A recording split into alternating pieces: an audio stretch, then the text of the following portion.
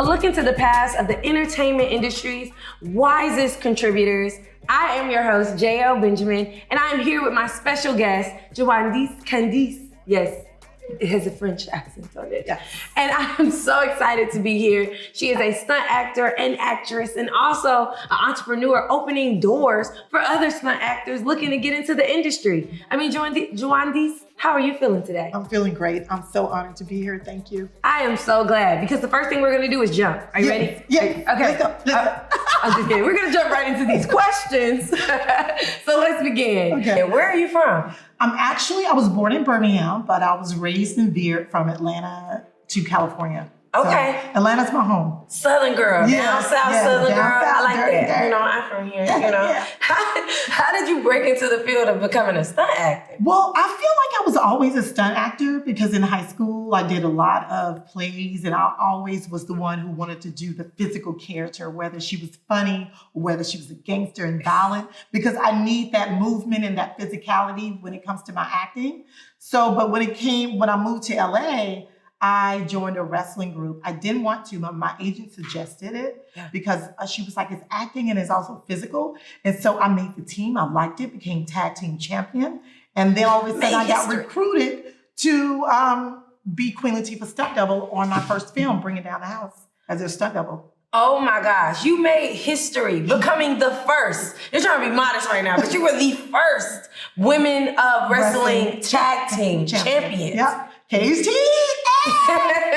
Check out the show. Make sure you check it out. So what were some of your physical abilities? So if I'm a student and I'm watching this, like how do I get prepared? Well, first and foremost, I was a tomboy. My sister and I were the only girls raised on my dad's side, it was all boys. And they were older. So we had to play football. They were like, we ain't doing no tag over here. We taking you down. You know, we had to play basketball. We ain't doing none of that. We was climbing trees. I was riding motorcycles and not knowing, you know, just jumping on bikes and just riding them in dirts in the streets and all that. Then I started playing basketball in high school and track. And so from there, I give all credit to my cousins because I was the youngest and they was not playing when it came to, body slamming me and all that. So they made me hard. It'd be the family. It'd be the family. They get you right. So for those of you playing with your cousins right now, be safe, but continue on. You have a great career. Yeah, exactly. And so from a stunt actress to an actress, how has that been juggling both career paths? Well, you know what? I love it because I can do both. And to me, sometimes depending on your character, like the one I did in Let's Be Cops as Jwaundace, you need that physicality to be able to do that because you could do your own stunts. I mean, there's going to be a point in time where I want to create jobs and I want to be the actor and have the stunt double on set. So I can't wait to get to that moment. But for now, I like doing my own stunts on set when it comes to doing both. So some of my characters I've played didn't require stunts, and I love that because I got to dwell into the character itself. But then there were some, like on Let's Be Cop set, and also on NBC's Good Girls, where I played a police officer. I was the one sliding the car in, stopping it, and getting out like that. So I love doing both, actually. Oh, y'all just got a golden nugget, because what I heard her say, if I'm correct, is that in the future, she will be looking for a stunt actress. So if I am a Black woman at home and I'm looking to get into this industry, I mean, what channels or challenges should I even expect trying to transition? Okay, 20 years ago when I got in, it was by sheer luck and by God that I was handpicked by Queen Latifah because she saw me on UPM wrestling and was like, I want that girl to be my stunt double, along with the stunt coordinator and another wrestler, Elle Alexander, showed her, and she was like, I see her on TV wrestling. I think she could, I want her to be my stunt double. So I lucked up and it kind of, because of my wrestling career though, that was the exposure, and got handpicked to be her personal stunt double. So, but from there, in this day and time, there's so many avenues. There are so many stunt schools in Atlanta because we're the film and TV capital now. So there's so many avenues to get into stunts. Just Google some of the stunt gyms. You will look up stunt gyms in Los Angeles, New York, Chicago has some, New Orleans has some, Atlanta has a ton, and start training there. And then you get to network with some of the people who are in the industry. And then also a lot of times people get into the stunt industry because they have an athletic background. Like I was a wrestler, you have race car drivers, you have professional martial artists, things of that nature are pulled into the stunt industry. And it's easier to get in when you are a former track star, former football player, things of that nature, because the network and they know that you could take a hit or you could slide a car if you're a race car driver, things of that nature. Yeah. So what questions are you asking yourself right now? I question myself, like, how did I do certain stunts? I look back and I'm like, I'm crazy. You got to have a little bit of daredevil in you too. Yeah. Because it takes more than, with stunts, unlike sports, it takes more than just athleticism. Yeah. You got to have no fear. You got to be able to get hit by a car and just take it, if that makes sense. Take some of the pain, get set on fire knowing you'll feel the heat. So part of it is more than just athleticism. Part of it, you got to get mentally ready to be able to do stunts too. Yeah, that mental muscle and really working it out. You got to work that out. So what would you say is a moment that may not be publicly known, Google-wise or elsewise, that's a story that really was a huge contributing factor to how you got here, whether it was the lowest point or... Well, I had 2 low points in my career. One is that when I moved to LA, realizing there was 100,000 people who looked like me, and I was competing with that. And then wrestling came, and then 2011, 2001 hit with the towers and all that. Yeah. And a lot of businesses closed and strikes, and our wrestling team got pretty much erased. So that was a low point for me because we was on the verge because we were such a popular wrestling team and we were champion that we were about to get our own TV show and that all got wiped out. So all of a sudden when the business, kind of started sprouting again with the opportunity to do stunts, I wanted to know everything about the business. That's important because Hollywood is a business. So don't just go and seek out, I want to be an actor, I want to be a stunt performer. I also want to know what directors do, what do producers do. I wanted to learn the business of entertainment, the business of Hollywood. And I think Chris Robinson knows also that that's very important, the behind the scenes of it all, is to know the importance of what it takes to be an actor is more than talent. You got to network. You got to put yourself out there. And with social media now is no excuse because a lot of people are creating their own content and doing things like that. You got to go and take that extra mile and start networking, start even creating your own things. And the same thing with stunts. You have to go out and maybe create short films that display if you don't come from a professional background, it's no excuse. You could go find out what particular stunt you want to do. Do you want to do fights? Do you want to do cars? Get in those cars, create action sequences on your own safely. But you want to create new avenues to get more exposure for yourself. So at my lowest point, before social media and before all of that, we didn't have that. So I had to read about it. I had to network about it. I had to learn new ways, of meeting people. Then I had to go to these stunt gyms and meet people. And I was riding motorcycles, but I didn't realize you had to have a motorcycle license to ride a motorcycle. I mean, I had to go get my motorcycle license, So, and then I started learning how to drift cars. And if it wasn't for Queen Latifah, I must say, and I'm sorry, I'm taking up a lot of time, but no, you're fine. I was on a set with my 4th film last holiday, and it was our last day. And she took me out to dinner. We were having drinks and things like that. And she was like, I know you want to be an actor, but you're so good at stunts. And it's not too many Black women that do what you do. I think you should pursue that. Because in order that I wanted to be an actor too, but my rapping career, my singing career led to where I am now. So it's kind of like what what Whoopi Goldberg once said. She said, you got to do what you do. Let me repeat, I got to say it correctly. Whoopi Goldberg said, you have to do what you got to do to get to where you got to go. Yeah. So stunts was doing what I had to do to get to where I want to go, and it's to be an actor. Oh my gosh, y'all, we're here with JC. Don't try this at home, but try this at home. Please jump into this industry immediately. So it sounds like you had great mentors, advisors leading you along the way. Yeah. It was almost like droplings of mustard seeds, like, wisdom. hey, droplings of wisdom. So how are you today opening doors for others that are coming behind you in this industry? Well, I am the creator of Stunt POC, STUNT POC, which stands for Stunt Performers of Color. And I created a website database where there are requirements where you have to have a minimum of 3 stunt requirements to get on our database. And you could find stunt performers of color, Black, Hispanic, Latina, Asian, Middle Eastern, all different forms of color on our database that's located throughout the United States and Canada. So it's no excuse for any stunt coordinator or director or producer to not find stunt performers of color. We also have a separate page where for stunt coordinators, if you're looking for, say you want to find an African-American stunt coordinator, we have them. Go to our website. You can find them. They're located all over the North America. So I want to create avenues because there's so much talent out there that I don't even know of, that are qualified, that meet the requirements, that could be on film sets every day. Yeah. So for Black Panther, I wish we would have been open then. We could have provided all of that. But a lot of people from Black Panther who were new got an opportunity because they met the requirements, and they're now stunt performers. Oh, wow. Yeah. Oh, my God.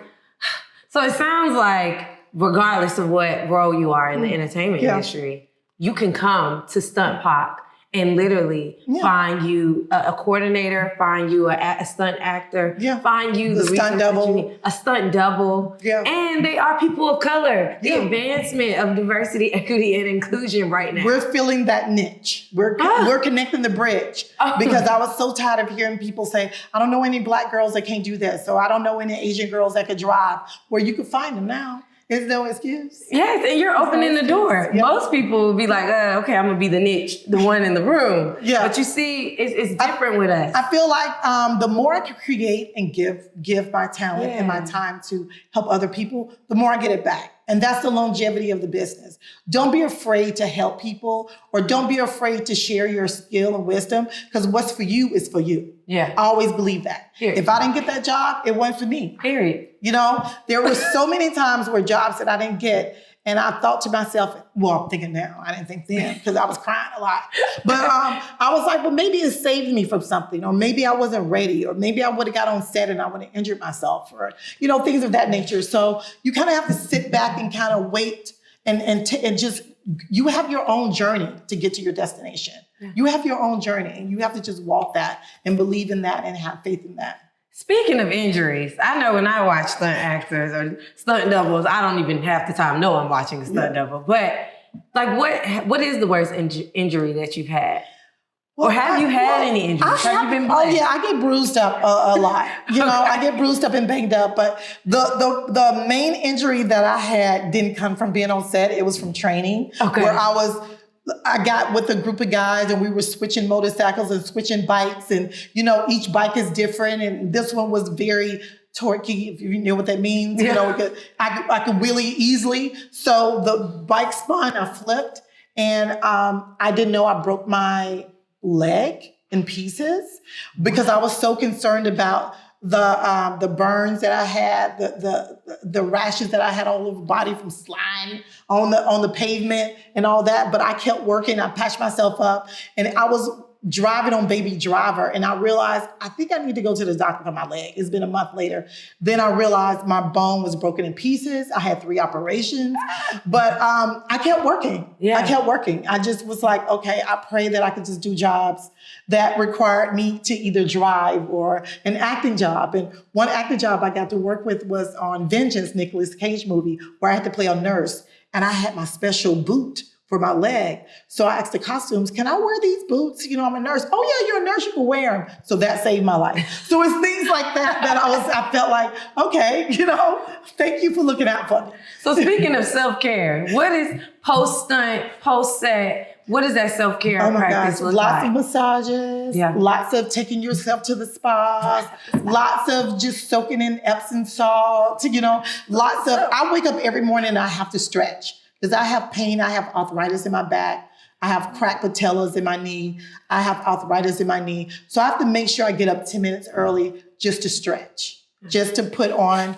some lotion that's like a muscle relief, lotion. Yeah. I have to, I drink wine, but you have to be 21 and over at night when I go to bed. You guys heard that. That's my, so remember that. But there are a lot of other things that you could do. You could go to different, even the stunt gyms, they have therapists that come in, physical therapists that can stretch you out, that can work out some of the cramps. So we're a tight-knit community, the stunt community. So we have a page where we call on each other for resources if you need anything. Oh, I love it. Yeah. I love it. So, curious question. What does preset look like for you? So, how are you studying? Are you still in the stunt gym? I don't train as much as I do, but this is what I do because I do a lot more driving and a lot more indie stunts. I don't hit the ground as much anymore. I did that for 20 years. And what we mean by hitting the ground is doing these severe ratchets where you get pulled on a wire and they, sling you to the wall or sling you on the ground. I don't do that too much anymore, and I don't do car hits anymore where you physically get hit by a car. Yeah. I've had those days. My days for that are over. So what I do now is I'm honest with the coordinators, and you want to be honest about your stunt skills. Mm-hmm. If you say you're a swimmer, say how well of a swimmer you are. Can you handle water? If you get called for certain jobs and you're like, okay, I need a swimmer to go 100 feet. I'm not swimming that 100 feet. I may swim 20 feet.